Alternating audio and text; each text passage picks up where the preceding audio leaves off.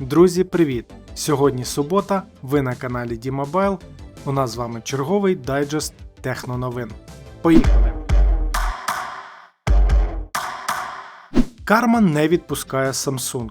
Акумулятор Galaxy Ring роздувся. В App Store вийшла перша у світі гра з керуванням через AirPods. Презентація Amazon. Телевізори, колонки з сенсорним екраном, Vega OS та багато іншого. Samsung створила телевізор Moving Style. Портативний, автономний, розумний. Ну і штучно-інтелектний TikTok. Не очікували такого?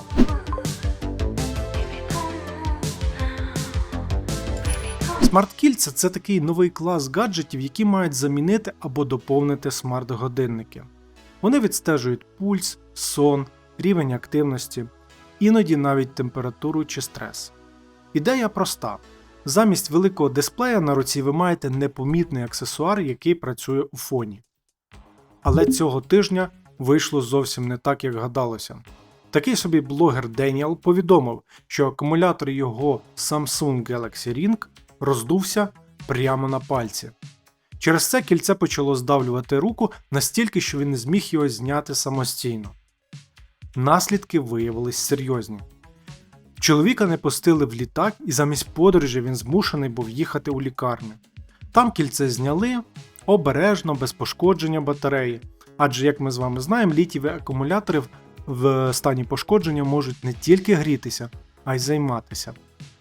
Палець у хлопця почервонів і набряк, а саме кільце деформувалося нерівномірно. Причину несправності поки не встановлено. Можливо, це була спека, контакт із солоною водою чи просто дефект батареї заводський. Samsung вже зв'язалася з власником і наголосила: безпека клієнтів – це пріоритет, а випадки подібних проблем трапляються дуже і дуже рідко. Компанія навіть має офіційні рекомендації, що робити, щоб кільце зняти, якщо воно застрягло у вас на пальцях. І я вам їх озвучу про всяк випадок, раптом у вас є кільце Samsung чи іншого бренду. Насамперед потрібно спробувати мило і холодну воду, щоб зменшити тертя, занурити руку в холодну воду або підняти її вище рівня серця, щоб зняти набряк. Використати крем чи олію, якщо мила замало і воно не допомогло. Ну і якщо все це не спрацювало, тоді обов'язково потрібно звернутися до спеціалістів. Важливо! Кільце не можна різати самому, бо всередині акумулятор. Лікар або ювелір можуть зробити розріз у безпечній зоні і не зачіпаючи батарею. Втім, це не поодинокий інцидент. На Reddit ще з літа з'являлись повідомлення про здуття Galaxy Ring і різке падіння автономності. І тут напрошується паралель. Проблеми з батареями вже ж не вперше переслідують Samsung. Хтось, мабуть, пам'ятає сумнозвісний Galaxy Note 7, який через вибухи акумуляторів довелося відкликати з ринку. Отже, смарт-кільце мало стати таким собі новим способом стежити за здоров'ям. Але поки виглядає так, що воно може створити величезні проблеми для здоров'я не менші, ніж безсонні ночі. Новий страх розблокований.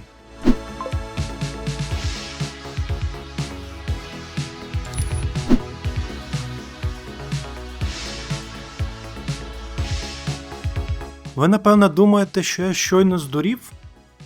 Насправді ні. Я просто граю у гру. І не будь-яку гру. Це RaidPods. Перша гра в App Store, яка керується не руками, а головою. Так, навушники AirPods стають контролером. Фішка тут у сенсорах просторового аудіо. Розробник Alitanis зрозумів, що ними можна відслідковувати рухи голови. Apple цю ідею пропустила, і вже за кілька тижнів RaidPods офіційно з'явилася в сторі. Принцип максимально простий. Нахиляєш голову вліво чи вправо і керуєш байком. Киваєш вперед чи назад, і мотоцикл прискорюється або гальмує. Ваше завдання – ухилитися від машин, вантажівок чи іншого трафіку. Вибивати рекорди і доводити, що шиєю теж можна грати. Але є нюанс. RaidPods працює лише з топовими моделями AirPods Pro 1, 2, 3 покоління. Якщо у вас дешевші навушники або сторонні аналоги, геймплей просто не запуститься. І це відкриває цікаву тему. Чи взагалі потрібні нам ігри, де головою заміняєш руки? Бо історії з хакнутими сенсорами вже були. Пам'ятаєте недавнє інженера Сема Андріголда, який дістав із MacBook прихований сенсор кута відкриття кришки і зробив із нього симулятор скрипучих дверей. Потім користувачі додали до нього ще й реалістичні гази.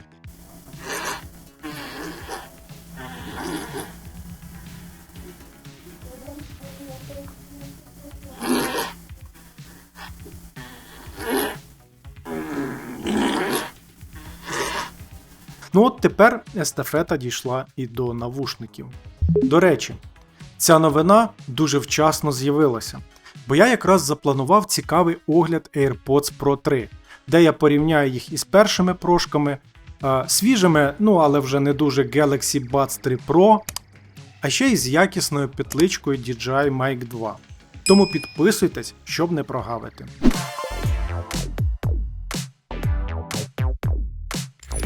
Amazon цього тижня провела велику презентацію 2025 року і буквально засипала користувачів новими пристроями. Оновлення отримали всі головні лінійки – від Echo і Kindle до Fire TV та Ring. Почнемо з головного – Alexa Plus і Vega OS. Компанія представила власну систему Vega OS. Вона замінює Android у нових продуктах.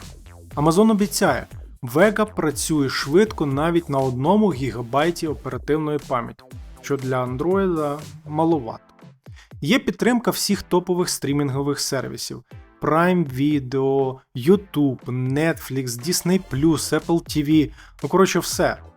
Але є нюанс – завантажувати сторонні застосунки тепер більше не можна. І це обмеження точно не всім сподобається. Далі лінійка Echo. Amazon показала 4 нові пристрої – Echo Dot Max, Echo Studio, Echo Show і Echo Show 11. Коротше кажучи, це розумні колонки. Echo Dot Max отримав 2 динаміки і у 3 рази потужніший бас, ніж попередники. Усередині новий процесор AZ3 для кращого розпізнавання голосу, дизайн тепер із 3D-тканини без швів і ціна – $99. Старт 29 жовтня. Echo Studio став на 40% компактніший, але зберіг Dolby Atmos і просторовий звук. Є сабвуфер і 3 повночастотні динаміки. Коштує $219. Echo Show 8 і 11 – це колонки з дисплеями на 8 та 11 дюймів. Вони отримали кращі кути огляду і 13-мегапіксельну камеру, яка розпізнає користувача і показує персональну інформацію. Працюють із тисячами сервісів через Alexa Plus Store. Ціна $179 і $219 відповідно. Ring. Amazon показала одразу 7 нових камер і дзвінків, серед яких перший 4К моделі. Вони отримали систему Retinal Vision на базі штучного інтелекту, краща нічна зйомка і 10-кратний зум. Окремо варто згадати нову функцію Search Party для Ring. Вона дозволяє шукати загублених собак завдяки колективному аналізу відеопотоків у районі. У листопаді функція запрацює для собак, а згодом для котів та інших тварин. Круто. Телевізори Fire TV. Оновлення отримали всі серії. Друга серія, 4 і Omni QLED. Діагоналі від 32 до 75 дюймів. Ціни від $159 за базову модель до $1200 за топову QLED-версію. Omni QLED тепер підтримують Dolby Vision, HDR10 адаптів, а також мають процесор на 40% швидший і яскравість на 60% вищу. В усіх моделей є функція Amazon OmniSense. Тобто телевізор вмикається, коли ви входите в кімнату, і вимикається, коли ви виходите. Круто. Знову ж таки. Fire TV Stick 4K. Цей пристрій Amazon називає найшвидший 4K Stick до $40. Він працює на Vega OS, підтримує Alexa Plus і вміє виконувати голосові команди штучним інтелектом. Наприклад, перемотати фільм до конкретної сцени. Ціна $39,99. І тут я хочу запитати у вас, а ви користуєтесь стрімінговими стіками чи розумними колонками? Я, наприклад, колись думав взяти собі стік, але були сумніви, що він на 4К контенті не буде гальмувати. Напишіть у коментарях, як у вас з цим досвід. Далі Blink. Дві нові камери. Outdoor 2К+, за $89 і Mini 2К за $49. Перша працює від батареї, друга від розетки. Є функції розпізнавання людей і авто, але лише з підпискою Blink+. І ще одна камера Blink Arc. Це тепер із панорамним оглядом у 180 градусів, завдяки двом сенсорам. Мінуси – теж підписка, плюс окремий адаптер для використання на вулиці. Ціна $100. У підсумку Amazon показала більше 10 нових пристроїв. Від колонок і телевізорів до камер і операційної системи. Компанія явно намагається закріпити за собою позицію не лише у стрімінгу, а й у розумному домі. Але є важливий один момент. Для України ці новини радше цікаві, як технологічний тренд, а не як щось, що можна купити і одразу користуватися. Бо багато функцій, особливо голосова Alexa та інтеграції з сервісами Amazon, у нашій країні просто офіційно не працюють. Частина контенту та додатків має і геоблокування. І навіть якщо ви привезете пристрій за кордону, не всі його можливості відкриються. Тобто для нас це поки що більше демонстрація майбутнього, ніж реальна покупка.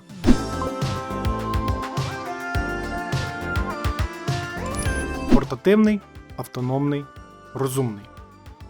Тільки уявіть телевізор, який не прибитий намертво до стіни, а їздить за вами по хаті, по квартирі, по будинку. Samsung вирішила, що це новий тренд і випустила Moving Style – портативний Smart TV на колесах. Так, ідея не нова. LG ще кілька років тому показала свої Stand By Me і Stand By Me Go. Тепер Samsung каже, ми теж так можемо. Результат – 27 дюймів, 2К роздільна здатність, 120 Гц, ще корекція кольорів і навіть автоматичний HDR ремастеринг. Звучить круто. Але, от питання, чи справді хтось буде возити телевізори з собою? Так, Moving Style можна перекатити з кімнати в кімнату або взяти з ручкою ніби валізу. Але чи не простіше поставити нормальний ТВ у вітальні і користуватися ноутом чи планшетом в дорозі? Особисто я бачу в цьому сенс, наприклад, на орендованій квартирі, де не можна сверлити стіни, ставити кріплення під телевізор. Тоді мобільна підставка – це вихід. Але тут виникає інше питання. А хто знімає житло? Одночасно готовий викласти $1000 за телевізор? Мені здається, ці два світи рідко перетинаються. Сама Samsung інтегрувала сюди все, що тільки могла.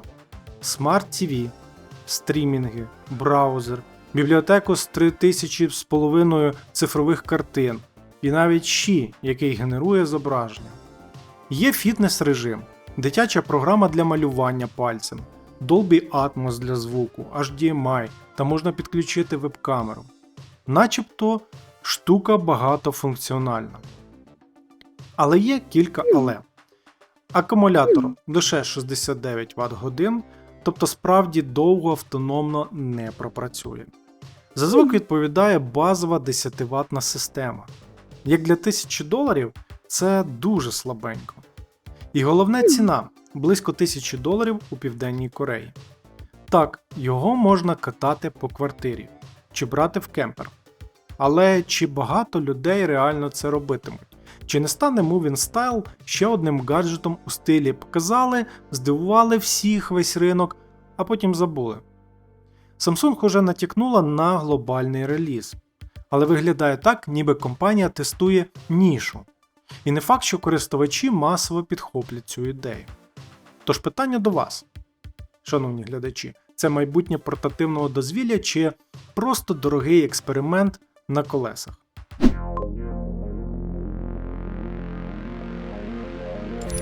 НАСА. Земля темнішає. Додаткове потепління найбільш відчує північна півкуля. Знаєте, у нас часто є відчуття, що світ іде до чогось апокаліптичного. І це не лише кіно чи фантастика, це зміни клімату, які ми з вами відчуваємо вже тут, в Україні. Нестабільна погода, спека, дощі не за календарем, посухи, повені. І питання, чи людство може вирулити з ситуації, в яку само себе загнало? Боюся, це питання радше риторичне. А тепер ще й тривожні новини від НАСА. Бо група дослідників під керівництвом доктора Нормана Леба з дослідницького центру Ленглі виявила, що Земля відбиває дедалі менше сонячного світла. І найбільше це відчуває північна півкуля. Вчені проаналізували дані за останні 24 роки. Супутникове вимірювання сонячної радіації, альбедо та радіаційного балансу. В результаті із 2001 року як північна, так і південна півкуля стали темнішими і відбивають менше світла назад у космос. Загальне поглинання радіації зросло на 0,83 Вт на квадратний метр за 10 років. Особливо це видно на півночі, де додатково поглинається 0,34 Вт на квадратний метр. Частину цього компенсують атмосферні потоки і океанічні течії, але чистий приріст лишається на рівні 0,21 Вт на квадратний метр. Колись вважалося, що атмосфера і океани врівноважують енергію між півкулями, але нові вимірювання показують, що баланс все більше порушується. Які ж причини? По-перше, танення льодовикового покриву в Арктиці. Світлі поверхні зникають, темні моря поглинають більше енергії. Зменшення кількості аерозолів. Тому утворюється менше хмар і відбивається менше світла. Лісові пожежі і виверження вулкана Хунга-Тонга, які були недавно, тимчасово дали зворотній ефект, збільшивши відбиття, але в довгостроковій перспективі ситуація не змінилась. Це означає, що природні механізми стабілізації клімату вже працюють набагато гірше. І особливо для Північної Європи та Північної Америки це може стати сигналом до додаткового потепління у майбутньому. Дослідники наголошують, такі зміни обов'язково треба враховувати у кліматичних моделях. Чи зможе глобальна система знайти нову рівновагу? Невідомо. Але це питання критичне для всього людства, для нашого виживання. А ви відчуваєте, що клімат змінюється у вашому регіоні? Напишіть в коментарях, що найбільше впадає в очі.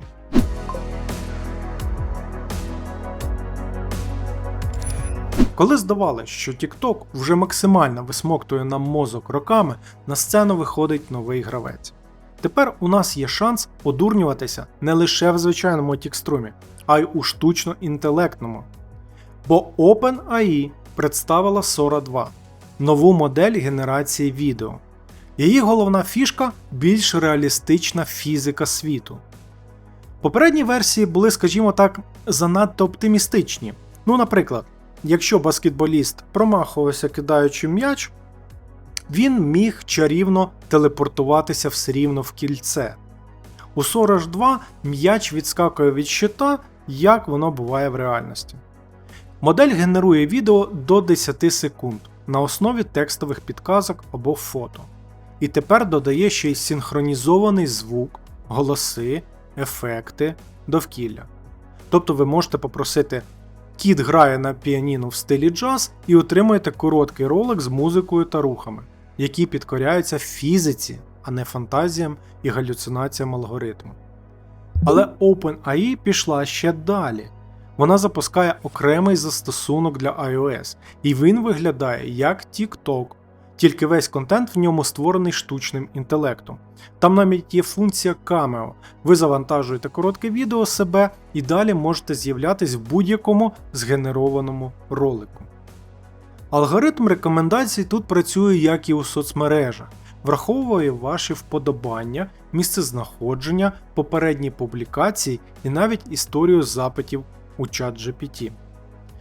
На щастя, це можна вимкнути в налаштуваннях. Є й батьківський контроль. Можна обмежити скролінг, відключити персоналізацію чи захистити дитину від небажаних повідомлень. Доступ, звісно, поки що закритий, за запрошенням. Першими його отримали користувачі Sora 1 та підписники ChatGPT Pro, той що за $200. Потім обіцяють підключити користувачів Plus, Team та решти. Запуск стартував у США і Канаді, а в інші країни найближчими днями чи тижнями. Я, звісно, спробував встановити додаток і стандартно отримав дулю з маком, бо в нашому регіоні навіть на iOS недоступно. Це були всі новини цього тижня у нашому технодайджесті. Якщо вам було цікаво, пишіть, ставте лайк та підписуйтесь на канал. На все добре!